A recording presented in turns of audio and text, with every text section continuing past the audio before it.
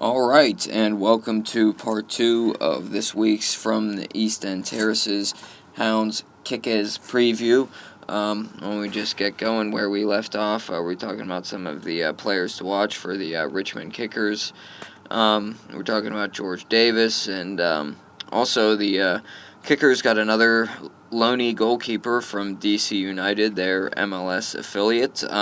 This year his name is Joe Willis, on loan from United. Over the past 3 seasons, Willis has made 23 appearances for DC United, getting 6 wins and 4 clean sheets. Gotta get those clean sheets. Alright, also another loanee from the DC United in the academy is Colin Martin. He made 1 appearance for the Kickers in 2013, and he returns again for the 2014 season. Okay, that does it for the players to watch for the Kickers. As I mentioned, they opened their season with a 2-2 draw in Charleston. The Hounds opened the season with a 1-1 draw in Orlando. So this should be a pretty good game at 5 p.m. on Saturday evening. And of course, this game will be streamed live on YouTube, just like every other game in the USL Pro this year.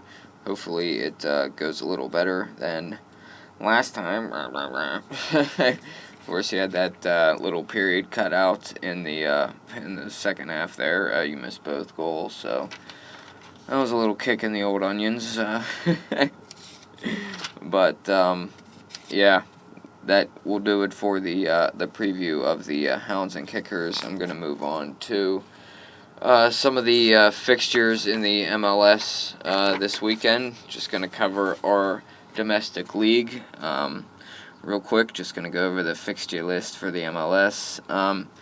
You have the big Cascadia Cup Derby. You have the Timbers and the Sounders. Good game there. I know it's going to be on NBC Sports after the PL games. I'll go over the PL games later. You have Montreal and the Red Bulls going at it, Chicago and Philadelphia, Colorado, Toronto, Vancouver, Colorado, DC United against New England, or Houston Dynamo against Dallas in the Tejas Derby. Do they call it the Tejas Derby? That just sounds strange.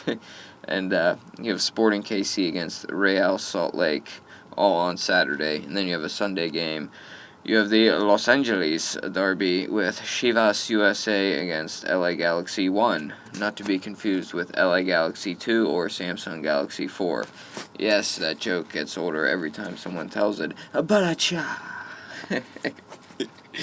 Sorry. Alright, that does it for our MLS fixtures list. I'm going to move on and talk about the United States men's national team and the international friendly they had with Mexico.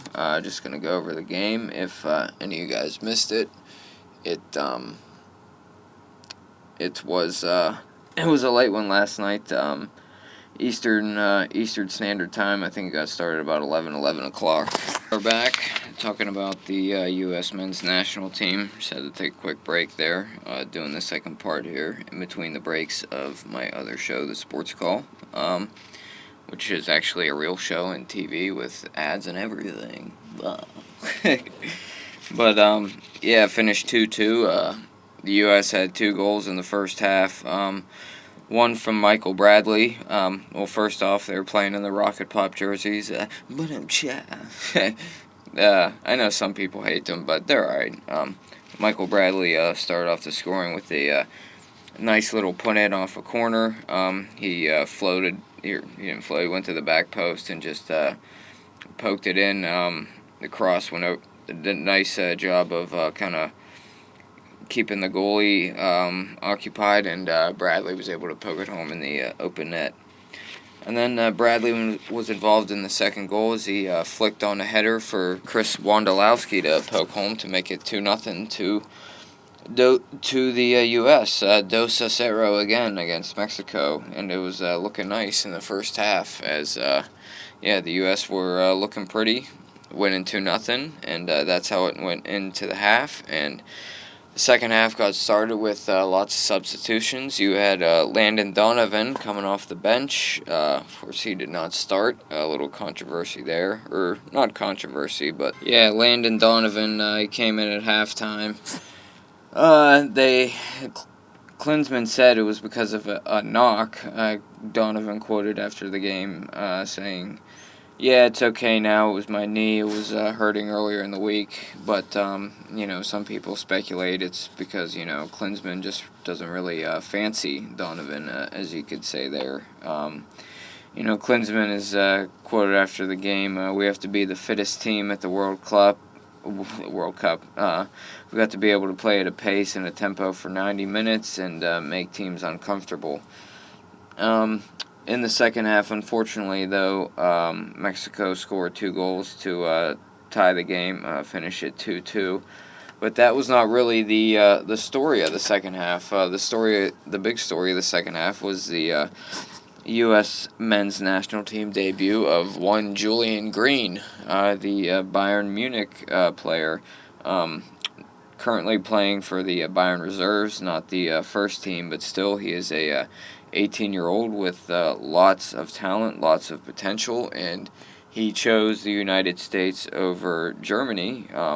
He could have played for both national teams, and he chose the U.S., so that's a big, it could be a big pull for the U.S. men's national team. We will see in the future. Hopefully it is. But Green came on in the 60th minute, and he played decent. He played all right. He showed some pace, showed some flashes of quality.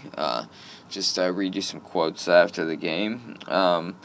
Obviously he was nervous too, playing his first cap in front of 60,000 against the rival Mexico, Klinsmann said. But Klinsmann also added that he saw some moments with this kid that you see what he's capable of. Yeah, it'll be interesting to see this kid's future.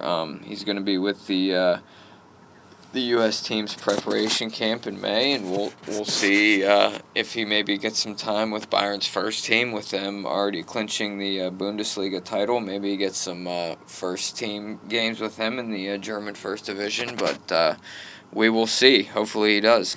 Yeah, hopefully Green gets some time with the Bayern first team, and we'll see how he does in the in the U.S. camp in May. But I'll just finish that topic with one more quote.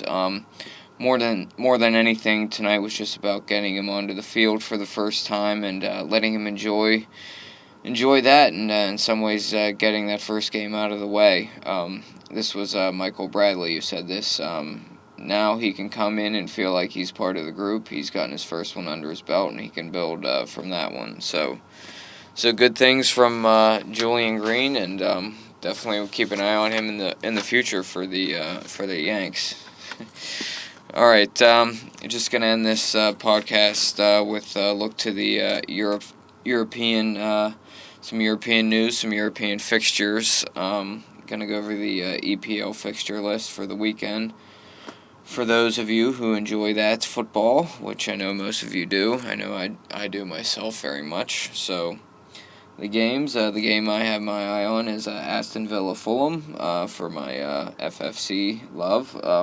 And you have Manchester City, Southampton, Norwich against West Brom in a relegation battle, Newcastle, Manchester United, Hull against Swansea, Cardiff hosts Palace, and Chelsea hosts Stoke.